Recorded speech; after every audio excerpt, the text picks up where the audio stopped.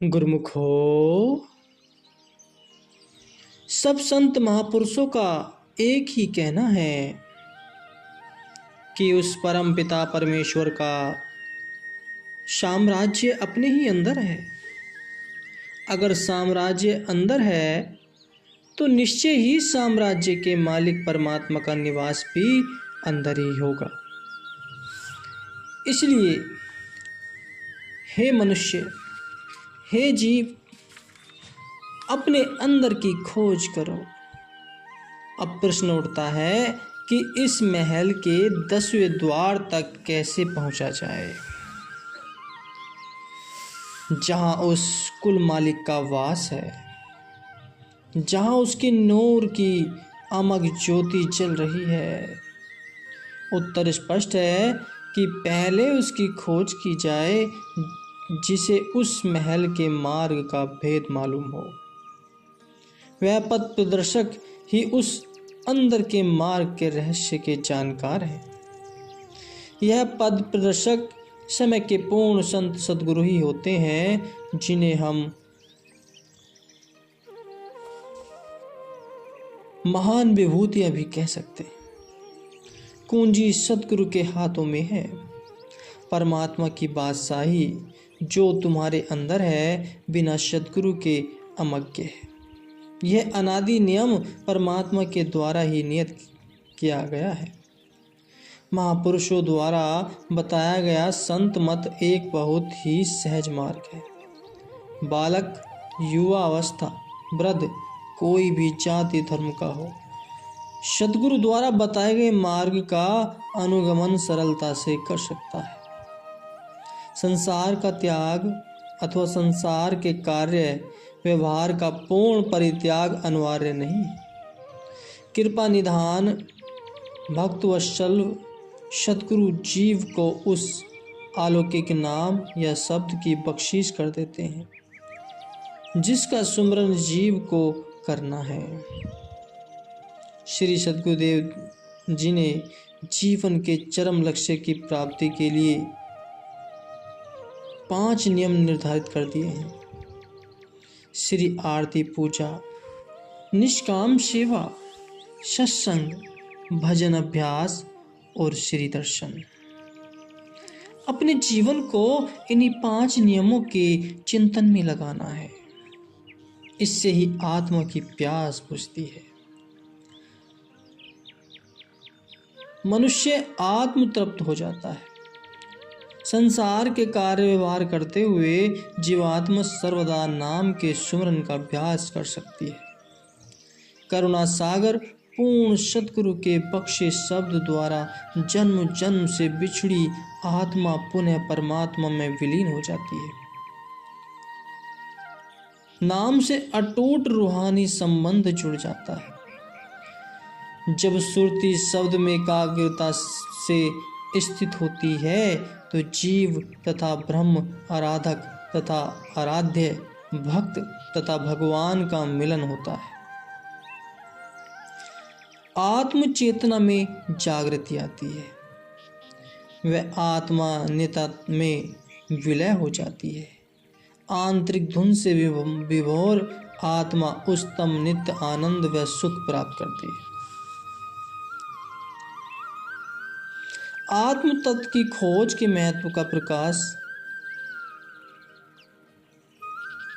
संत सद्गुरु मार्गदर्शक कहलाते हैं। पूर्ण सद्गुरु के उपदेशों का क्रियात्मक जीवन में अभ्यास करने से व उनके वचनों पर दृढ़ निष्ठा सहित अमल करने से ही आत्म साक्षात्कार होता है।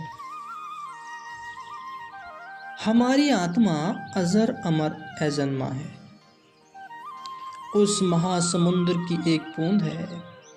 सत्य, नित्य, अगोचर ईश्वर सत्ता की अंश है, जिसके अस्तित्व का कोई आदि नहीं, न अंत, पूर्ण रूपेण सर्वशक्ति, जीवन तथा आनंद का स्रोत है। सर्वव्यापक अविनाशी परमेश्वर का निवास शरीर के भीतर है। प्रभु ईसा मसीह कहते हैं कि परमेश्वर का राज्य तुम्हारे भीतर है।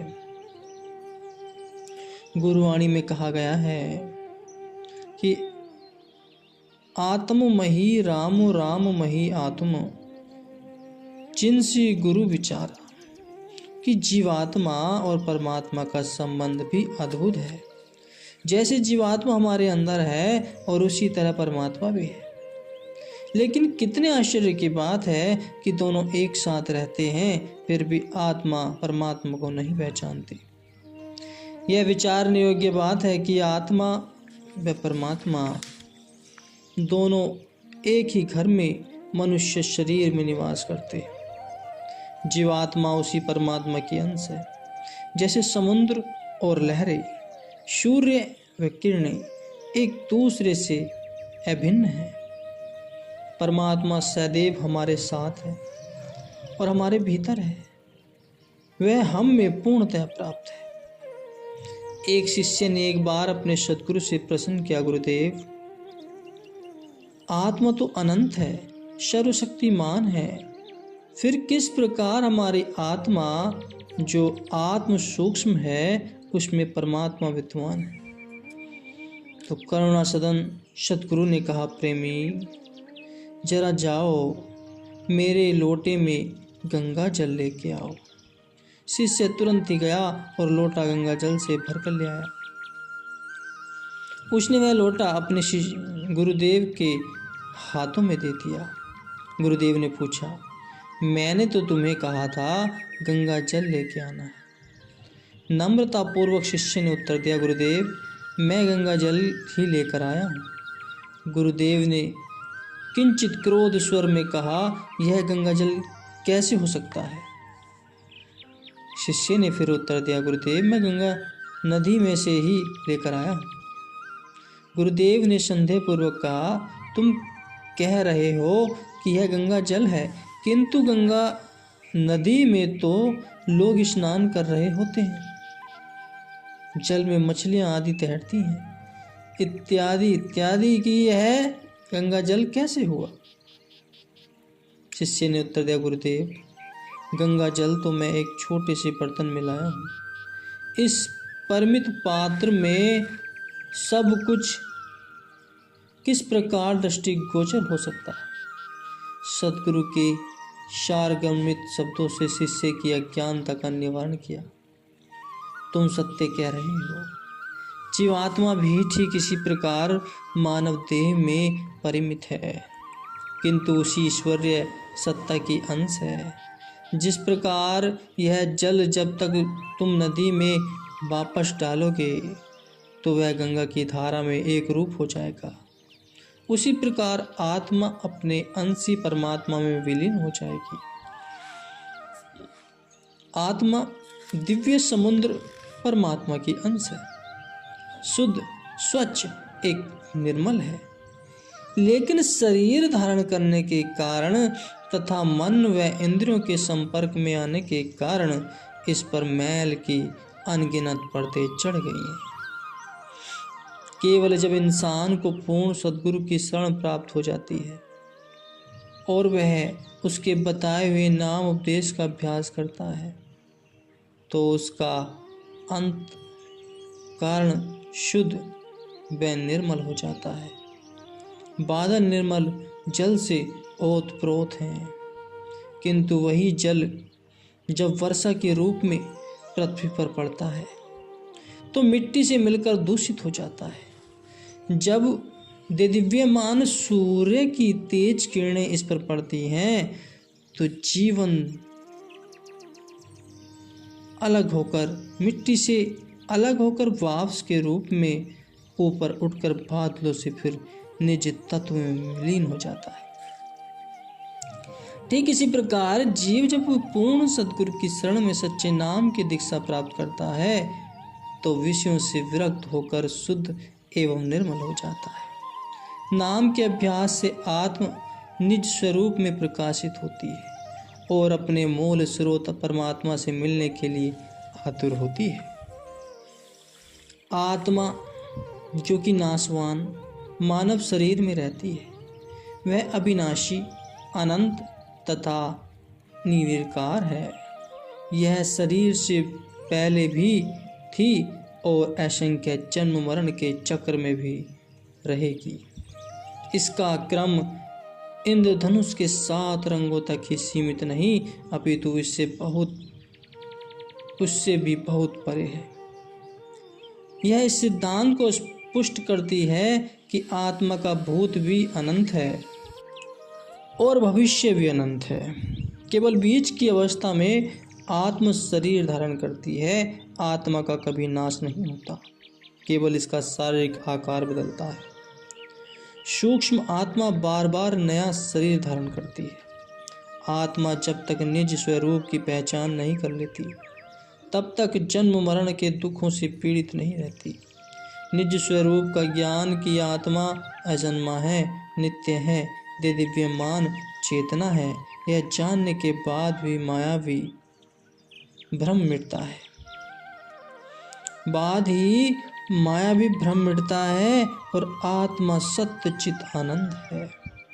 क्योंकि आत्मा का अस्तित्व है, वह सत्य है। क्योंकि वह सर्वज्ञ है, वह चित है। क्योंकि वह शाश्वत ब्रह्मानंद स्वरूप है, वह आनंद है। आत्मा कदापि विनिष्ट नहीं होती, केवल शरीर परिवर्तनशील है। इंद्रियों के विषय भोगों में उलझने के कारण ही मनुष्य अपने चितानंद स्वरूप को पहचानने में असमर्थ है। किंतु जब जीव पूर्ण महापुरुषों की संगति में आता है तो उसे आत्मबोध होता है और धीरे धीरे उसमें दैविक गुणों का समावेश होने लगता है। जीवात्मा परमात्मा के साथ एक रूप हो जाती है।